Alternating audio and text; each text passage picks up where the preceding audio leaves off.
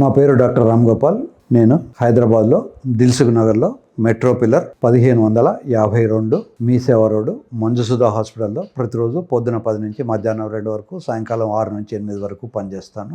చాలా మందికి సార్ నాకు డయాబెటీస్ ఉంది, నేను ఆల్రెడీ స్టెంట్ వేయించుకున్నాను, I'm eligible for the penile implant surgery or I'm eligible for Viagra tablet, ఇట్లాంటి డౌట్స్ ఉంటాయి. మీరు నిశ్చింతగా వేసుకోవచ్చు. మనం ఇలా కుర్చీలో కూర్చొని నిదానంగా మాట్లాడుకున్నప్పుడు మన హార్ట్ రేటు నిమిషానికి 70 సార్లు కొడుతుంది. అదే మనం ఎవరి మీద కోపం తెచ్చుకొని అరుస్తున్నప్పుడు 80-90 సార్లు కూడా ఈ హార్ట్ రేట్ పెరగచ్చు. శృంగారంలో పాల్గొన్నప్పుడు ఇది 100 దాకా కూడా టచ్ కావచ్చు. అలా కాకుండా మనకు పరిచయం లేని కొత్త అమ్మాయితో శృంగారం చేసినప్పుడు 150-200 దాకా కూడా వచ్చు. అటువంటప్పుడు హార్ట్ ఆ రేటు తట్టుకునే శక్తి ఆ హార్ట్కు ఉండాలి.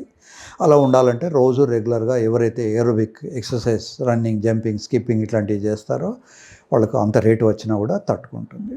ఎవరైతే రెగ్యులర్గా ఎక్సర్సైజ్ చేస్తారో అథ్లెట్స్ అంటారు, వాళ్ళకు హార్ట్ రేట్ ఉండడమే తక్కువ ఉంటుంది. సామాన్యంగా 60 కన్నా తక్కువ ఉంటే మనం బ్రాడీకార్డియా అని, 100 కన్నా ఎక్కువ ఉంటే టెకికార్డియా అని అంటాం. అథ్లెట్స్ అందరికీ కూడా బ్రాడీకార్డియా 40-50 ఉండదు. అదే లావుగా ఉండి ఎక్సర్సైజ్ చేయని వాళ్ళకు ఊరికే ఆ గేట్ దగ్గర నుంచి నా ఛాంబర్ వరకు నడుచుకొని రాగానే కూడా వాళ్ళకి హార్ట్ రేట్ పెరుగుతుంది. వచ్చిన తర్వాత 2 నిమిషాలు కూర్చొని అని దమ్ము తీసిన తర్వాత కానీ వాళ్ళ పేరు కూడా చెప్పలేరు.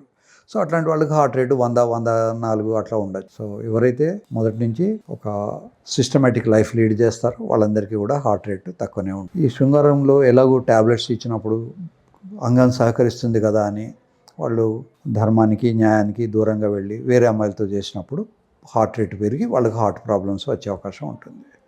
ఇకపోతే డయాబెటీస్ అనే వ్యాధి చాలా విచిత్రమైన వ్యాధి. ఒక్క వ్యాధి ఉంటే 100 వ్యాధులు ఉన్నట్టు. ఈ డయాబెటీస్ వల్ల కళ్ళు డ్యామేజ్ అయితే డయాబెటిక్ రెటినోపతి అంటారు. డయాబెటీస్ వల్ల కిడ్నీలు డ్యామేజ్ అయిపోతే డయాబెటిక్ నెఫ్రోపతి అంటారు. అదే అరికాళ్ళల్లో మంటలు వస్తూ ఉంటే డయాబెటిక్ న్యూరోపతి అంటారు. సో 100 వ్యాధులు ఉన్నట్టు. ఈ డయాబెటీస్ వల్ల erectile dysfunction, sexual problems are very common. మీరేమి నిశ్చింతగా ఆ డయాబెటిక్ టాబ్లెట్స్ కానీ, ఇన్సులిన్ కానీ వేసుకోవచ్చు. మీరు ఎట్ ది సేమ్ టైం శృంగారానికి సంబంధించినటువంటి వయాగ్రా లాంటి టాబ్లెట్స్ వాడుకోవచ్చు.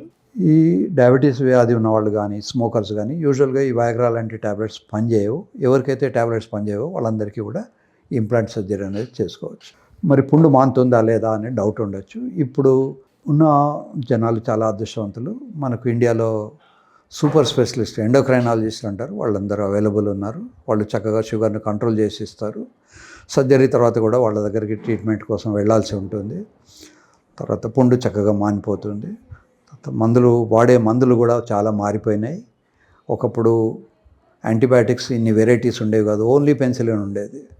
కానీ ఇప్పుడు చాలా మందులు ఉన్నాయి కనుక యాంటీబయాటిక్స్ వాడుకొని ఇన్ఫెక్షన్ రాకుండా చూసుకోవచ్చు.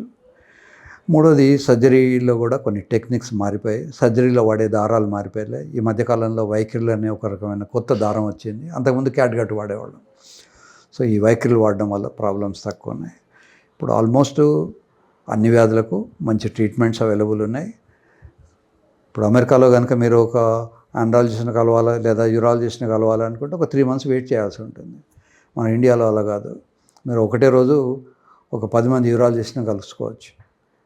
So those facilities are nowadays available. Specialist are available. Even చిన్న టౌన్లలో కూడా కార్డియాలజిస్టులు, యూరాలజిస్టులు, న్యూరాలజిస్టులు, నెఫ్రాలజిస్టులు ఇట్లా అవైలబుల్ ఉంటున్నారు. కనుక మీరు నిశ్చింతగా డాక్టర్ల సర్వీస్ తీసుకోండి, మందులు వాడుకోండి. మందులు పనిచేయనప్పుడు సర్జరీలు చేయించుకోండి. అయ్యో నాకు డయాబెటీస్ ఉంది, పుండు మానదేమో అని భయపడకండి. ఎప్పుడోసారి 1 or 2% ఆఫ్ ది పీపుల్కు ఇన్ఫెక్షన్స్, కాంప్లికేషన్స్ వస్తాయి. ప్రతి వ్యక్తికి కాంప్లికేషన్ రాదు, ప్రతి డయాబెటిక్ పేషెంట్కు కాంప్లికేషన్ రాదు. కనుక మీరు ధైర్యంగా నిశ్చింతగా ఉండడం నేర్చుకోండి.